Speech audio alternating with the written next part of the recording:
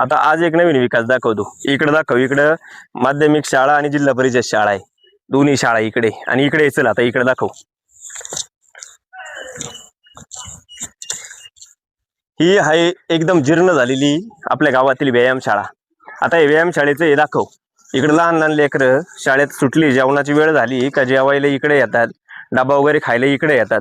आणि समजा एखादी भिंत वगैरे जर पडली तर याला जबाबदार कोण असणार आहे? याचा पण विकास महत्वाचा आहे.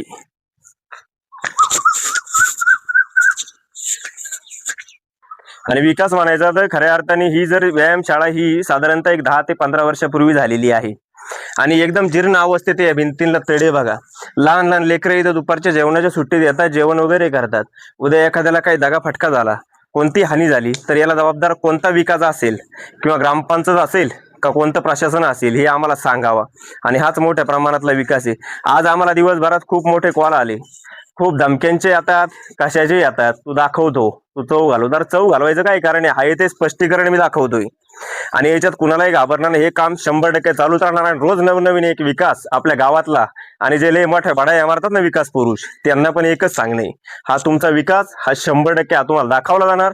तुम्हाला याच्यात बदल करता आला तर करा, नाहीतर आम्हाला पुढचे पर्याय 100% असणारच आहे.